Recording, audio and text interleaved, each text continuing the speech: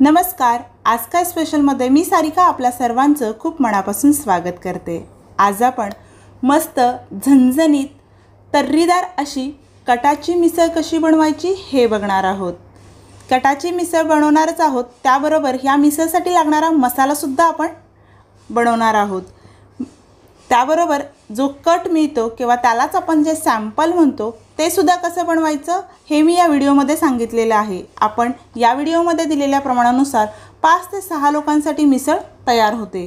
चला तर मग मिसळ कशी बनवायची हे बघूया. तत्पूर्वी तुम्ही जर आपल्या आज काय स्पेशल या चॅनलला सबस्क्राईब केलं नसेल तर प्लीज सबस्क्राईब करा आणि बेल बटन प्रेस करा. आपण 5 ते 6 लोकांसाठी मिसळ बनवणार आहोत. त्यासाठी मी इथे 250 ग्रॅम मोड आलेली मटकी घेतलेली आहे. साधारण ही भिजवण्यापूर्वी 100 ते 125 ग्रॅम मटकी होती, त्याचे मी मोड आणून घेतलेले आहेत. तर जितकी मटकी आहे तितकंच पाणी आपल्याला घ्यायचं आहे. त्यामध्ये आपण चवीनुसार मीठ टाकणार आहोत. अंदाजे अर्धा चमचा मीठ टाकलेला आहे आणि अर्धा चमचा हळद टाकलेली आहे. हे छान असं मिक्स करून घ्यायचं आणि हे आपल्याला कुकरमध्ये शिजवून घ्यायचं आहे. तर कुकरचं झाकण बंद करून घ्यायचं आणि मोठ्या गॅसवरती आपल्याला याची एक शिट्टी करून घ्यायची आहे.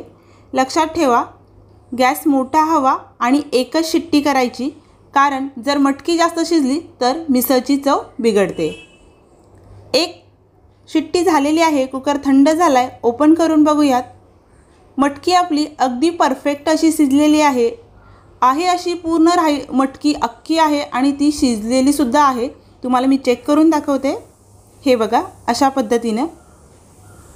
चला तर मिसळसाठी मसाला बनवूया. त्यासाठी 1 इंच दालचिनी, 2 लवंगा, 2 मिरी, 1 चमचा जिरं, 2 चमचे धणे, 5 ते 6 लाल मिरच्या. इथे काश्मीरी लाल मिरच्या किंवा बेडगी लाल मिरची तुम्ही घेऊ शकता.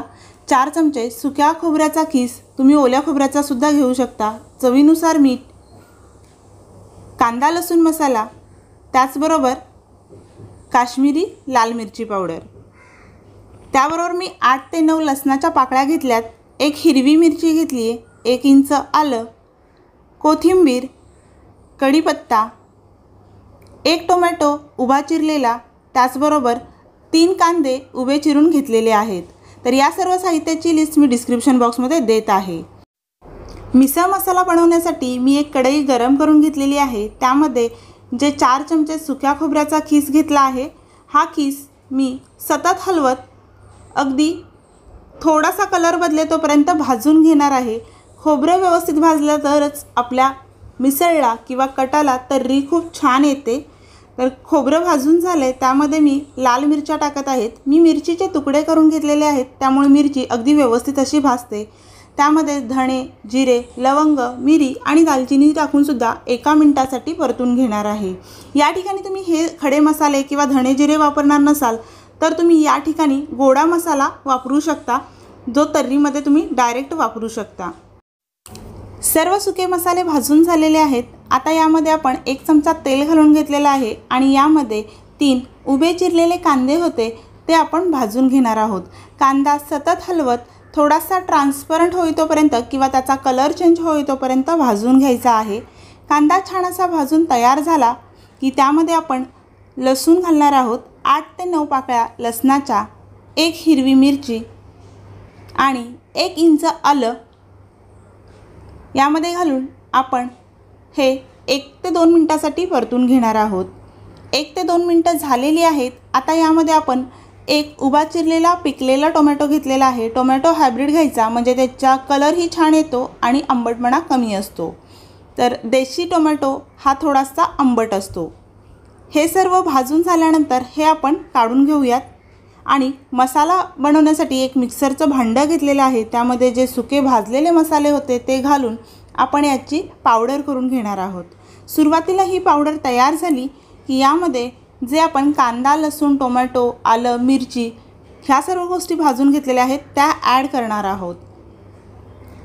त्या ॲड केल्यानंतर अगदी थोडंसं पाणी घालून याच्यामध्ये आपण याची फाईन पेस्ट बनवणार आहोत. त्यामध्ये थोडीशी कोथिंबीर घालायची, म्हणजे याची टेस्ट अजूनच वाढते. तर ही बघा, अशा पद्धतीने आपला पेस्ट तयार झालेली आहे, म्हणजेच आपला मिसळ मसाला तयार झाला आहे. एका कढईमध्ये 2 चमचे तेल घेतलेलं आहे, अर्धा चमचा जिरं घातलेले आहे। जिरे छान तडतडले की त्यामध्ये कढीपत्ता घालायचा। कढीपत्ता आणि जिरे छान तडतडले की वास खूप मस्त येतो। त्यामध्येच मिसळ मसाला घालायचा।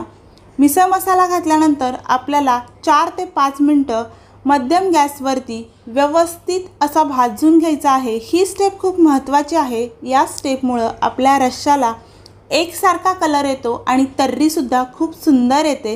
त्याच्यामुळे 5 ते 6 मिनिटं मसाला व्यवस्थित भाजून घेणं कंपल्सरी आहे। 4 ते 5 मिनिटांसाठी मसाल्याला छान तेल सुटेतोपर्यंत मसाला भाजून घ्यायचा। यामध्ये 1 चमचा लाल काश्मीरी मिरची पावडर घालायची। त्यामध्येच अर्धा चमचा कांदा लसूण मसाला घालायचा। यामध्ये जर तुम्ही धणे जिरे आणि ड्राय खडे मसाले वापरले नसतील तर 1 चमचा गोडा मसाला घाला। थोडीशी कोथिंबीर घाला, छान असं परतून घ्या आणि मग यामध्ये आपण जो मटकीचा स्टॉक बनवलेला आहे तो पाण्यासहित मटकीसहित सर्व स्टॉक घालून घ्यायचा। यामध्ये तुम्हाला पाणी लागत असेल तर पाणी गरम करून वापरायचं, थंड पाणी वापरायचं नाही। चवीनुसार मीठ घालायचं आणि छान असं मिक्स करून घ्यायचं। मीठ घातल्यानंतर आपण झाकण न ठेवता 4 ते 5 मिनिटांसाठी उकळून घ्यायचं आहे। एक 4 मिनिटं झालेली आहेत आणि ह्याच्यावरती थोडीशी कोथिंबीर घालत आहे। कोथिंबीर घातल्यानंतर हलवून घ्यायचं आणि अजून एक 2 ते 3 मिनिटांसाठी रस्सा शिजवून घ्यायचा। हे बघा, कट खूप सुंदर असा कट आला आहे। जेव्हा तुम्ही गॅस बंद कराल आणि 5 मिनिटांनी बघाल तर खूप छान अशी तर्री दिसेल। संपूर्ण रश्शाला एकसारखा कलर आला आहे आणि आपला कट आणि मिसळ छान अशी तयार झालेली आहे। चला तर मग सर्व करूया। सुरुवातीला 1 पळी मटकी घालून घ्यायची। त्यामध्ये मिसळसाठी जो स्पेशल फरसाण मिळतो तो फरसाण ॲड करायचा। त्या फरसाणनंतर आपण 1 पळी तर्री ॲड करायची आणि नंतरची 1 पळी मटकी सकट जो कट असतो तो ह्यामध्ये घालून घ्यायचा। मस्त अशी आपली मिसळ सर्व करून होते। त्याच्यामध्ये वरती कांदा टाकायचा, थोडीशी कोथिंबीर टाकायची आणि मिसळ सर्व करायची। मिसळ तयार झालेली आहे। मिसळची प्लेट तयार झालेली आहे, परंतु त्यासोबत कटाची 1 वाटी, सोबतच फरसाणाची 1 वाटी, पाव, मिसळ, कांदा, लिंबू आणि कोथिंबीर मस्त असा बेत तयार होतो। खूप झणझणीत आणि टेस्टी ही मिसळ लागते। तुम्हीसुद्धा नक्की ट्राय करून बघा। आवडली तर कमेंट करून सांगायला विसरू नका आणि तुमच्या फ्रेंड्स आणि फॅमिलीसोबत शेअर करा। रेसिपी पाहिल्याबद्दल थँक्यू। पुन्हा भेटूया अशाच एका नवीन रेसिपीसोबत। तोपर्यंत बाय बाय।